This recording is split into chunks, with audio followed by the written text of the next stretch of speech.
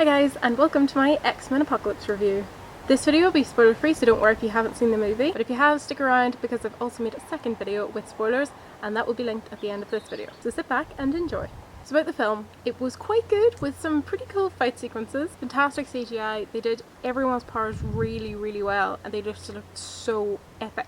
The acting in the film was superb and some of the characters were really amazing in their roles. However, there wasn't really much character development from anyone. There wasn't really much of a break from the main threat at any point. It just kind of was all about that, and I don't know, there wasn't really much levity, except for there was one scene with Quicksilver which was absolutely hilarious and really did help to lighten the film, but overall I felt like it was a bit too heavy, a bit too focused on the main threat, and there wasn't really much else in it, so it was a bit lacking in my mind. It was quite complicated without much explanation of anything, especially character motivations. So firstly, Michael Fassbender as Magneto, I feel, does a fantastic job of playing Magneto. He's very believable as the character, and I don't really know Michael Fassbender from much else apart from Jane Eyre, obviously the previous X-Men films, but he just embodied Magneto so well, and his acting was very believable. I think he's a very good actor. We shall talk more about Magneto in this spoiler video which shall follow. James McAvoy made an absolutely stellar performance as Xavier.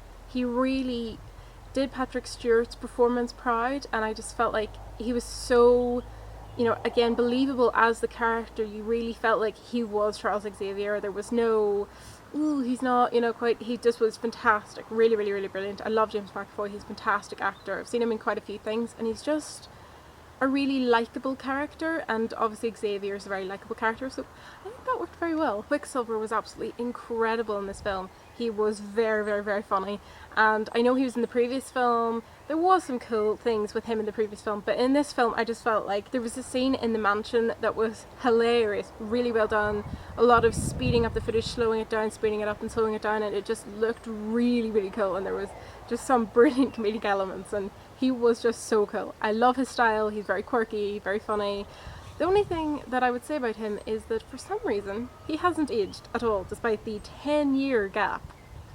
Now, how they explain that, I don't know. He looks exactly the same, and for some reason he still seems to be living in his mother's basement playing Pac-Man. So for someone who is so quick, he seems to not have moved at all, which is very odd, but, you know, he's a brilliant character, so. And he's not the only one.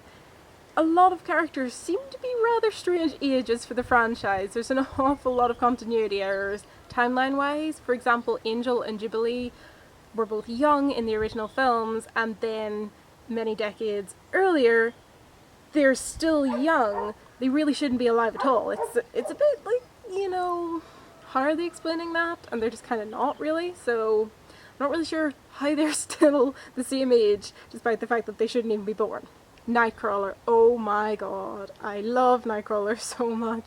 He's a fantastic character, and Alan Cummings' version of him in the original films was just incredible. And Cody Smith-McPhee just made a fantastic job of portraying him. He was so true to Alan Cummings' version of him. He gave that really sort of shy, sweet nature that I love so much in Nightcrawler, and he just looked so much like him. I mean, obviously, you know, he had the whole paint and stuff done on him, but he just looked so good, and his portrayal of him was fantastic. I love Nightcrawler, it was brilliant to see him in it. Again, we shall go into more depth in Nightcrawler in this spoiler review, so keep watching to the end. Apocalypse looks absolutely ridiculous. When I first saw pictures, or not pictures, you know, clips of him in the trailer, I thought, he looks a bit like a Power Rangers villain. Looked it up, and he is. He looks exactly like Ivan Ooze. I mean, if you want to go for threatening, a kids movie villain, not really the most threatening of characters, and his comic book self, the original version of him, looks so scary. If they'd made him look like that, he would have been really threatening, but no, they made him look like a Power Rangers villain. Sophie Turner made an incredible job of playing Jean Grey. She was so good, the acting was incredible, and she just looked amazing. Her powers and all looked super cool, the CGI was incredible on them, but her acting was just superb, and she was a very believable Jean Grey. However, she looks absolutely nothing like Famke Janssen at all, and I kind of felt like if they're gonna try and get James McAvoy and Michael Fassbender to look like Patrick Stewart and Ian McKellen, they should at least have picked someone that was going to look like Famke Janssen's version of Jean Grey.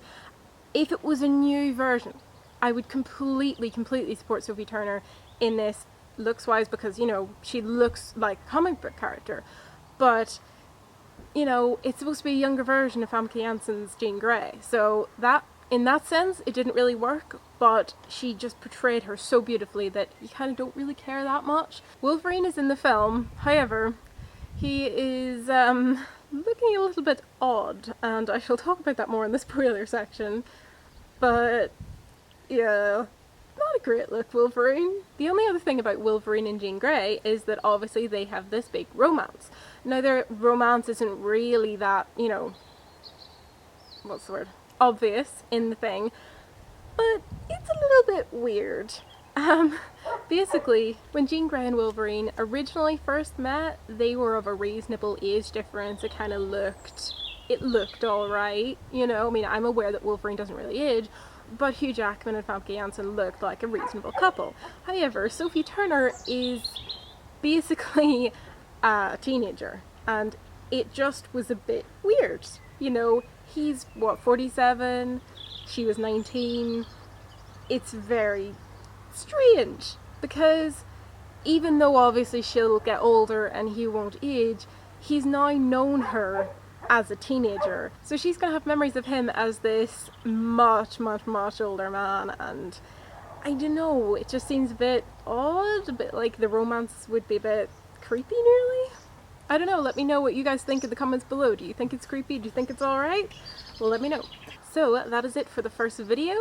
Spoiler free. Please give it a like, give it a thumbs up, and subscribe to be notified whenever I make a new video. And now I'm going to link you guys to the second video in which I will go through all the spoiler information.